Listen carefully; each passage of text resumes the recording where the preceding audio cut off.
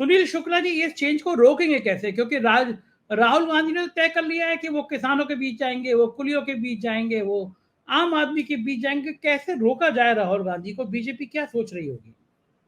Mic unmute कर लीजिएगा please. धन्यवाद संजय जी।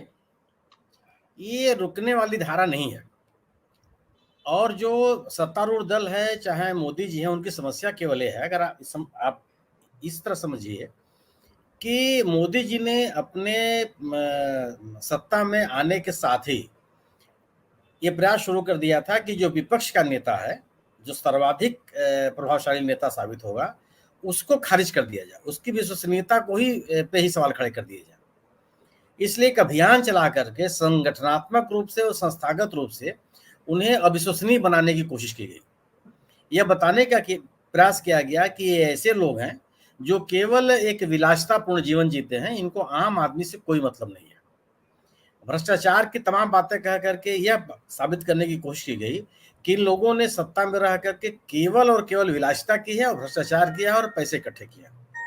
ये बड़े पैमाने पर भारतीय जनता पार्टी ने प्रयास किए, लेकिन और राहुल गांधी को तो पप्पू और क्या क्या तमाम चीजें कही गई, एक रिलेंटेंट पॉलिटिशियन के रूप में स्टेब्लिश करने की कोशिश की गई, क्योंकि भारतीय जनता पार्टी को ये अच्छी तरह से पता है कि कांग्रेस और कांग्रेस में ये गांधी परिवार एक ऐसा नेता है जो जनता के बीच में विश्वसनीय अपने आप को विश्वसनीय बनाने में या जनता का समर्थन दोबारा हासिल करने में इनको बहुत समय नहीं लगेगा।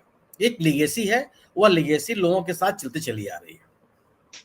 इसलिए सबसे बड़ा हमला इन्हीं के खिलाफ था। राहुल, आप जितने विपक्ष के नेता हैं आप देख लीजिए, जो हमला राहुल गांधी के खिलाफ था, सोनिया गांधी के खिलाफ था, यह हमला विपक्ष के नेताओं के प्रति नहीं था। साहबजादे, राजकुमार, पता नहीं क्या किस किस नाम से प्रधानमंत्री जिनको संबोधित करते थे, इनामदार, क्या बड़े बड़े उस तरह से नाम लेते थे, वो नाम न लेकर के इस तरह के विशेषण से संबोधित करने का प्रयास करते थे कि ऐसे लोग हैं जिनका जनता से कोई मतलब नहीं। लेकिन राहुल गांधी ने अपनी बात को सरकार के खिलाफ हमले को कभी नहीं कम किया। मैं कभी भी राहुल गांधी को एक अविश्वसनीय नेता नहीं मानता। मैं 2014 से इस सरकार में के आने के दिनों से भी उनको लोकसभा में लगातार सुनता रहा हूं। लोकसभा में मीडिया गैलरी में बैठ करके मैंने उनको सुना है। मैंने हमेशा एक गंभीर नेता के रूप में उनको देखा है, और एक ऐसे नेता के रूप में देखा है जिसको जन सरोकार से के मुद्दों से एक बहुत उनकी एक प्रतिबद्धता है। लेकिन लोग स्वीकार करने, भारतीय जनता पार्टी ने एक अच्छा खासा अभियान चलाया। भारत जोड़ो यात्रा जब शुरू हुई है, उस भारत जोड़ो यात्रा ने पूरी तस्वीर को बदल दिया।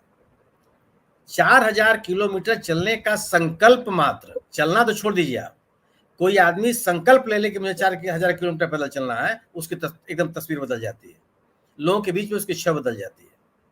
इस देश में कोई ऐसी यात्रा नहीं हुई जिस यात्रा को पूरा करने वाले व्यक्ति को लोगों ने जन समर्थन न दिया हो। राहुल गांधी ने खराब से खराब मौसम में इस लोगों के बीच में चलते रहे, और केवल पैदल नहीं चलते रहे, उन्होंने समाज के सभी वर्गों से संवाद कायम किया, और जो संवाद कायम किया वो निरर्थक नहीं गया।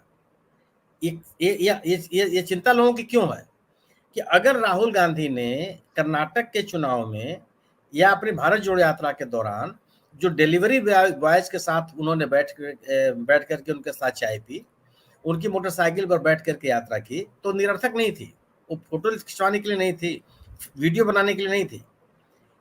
उस यात्रा के बाद उनके साथ बैठ करके उनसे हुए संवाद के बाद कर्नाटक में कांग्रेस की सत्ता आते ही जो एक अन्य महत्वपूर्ण निर्णयों में से एक महत्वपूर्ण निर्णय यह भी था कि इन डिलीवरी बॉयज को बीमा की सुरक्षा दी जाएगी।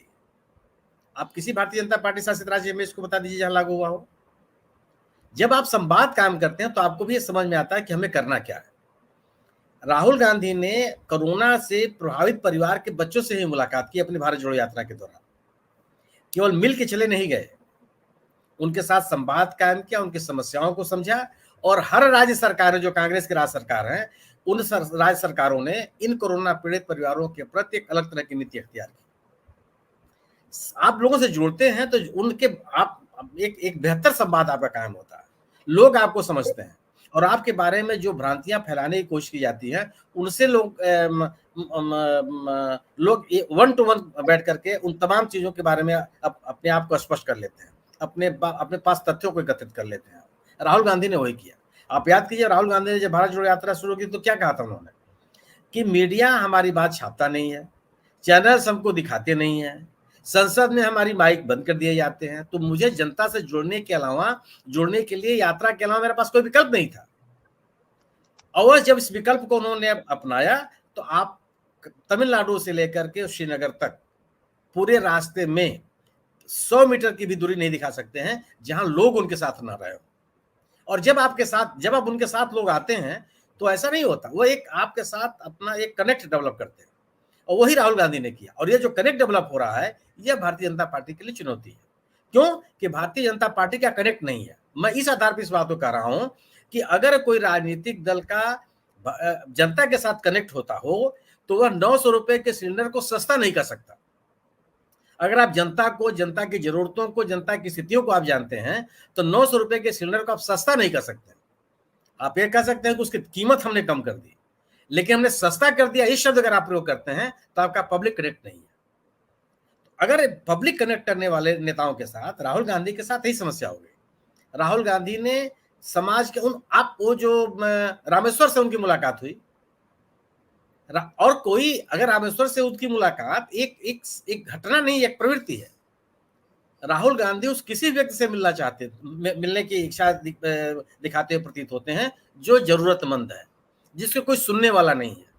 वह बात अपनी किससे कहे, जो उसके पास शब्द नहीं है अपनी बात को करने के लिए, वो व्यक्ति बात करते करते रोने लगता है।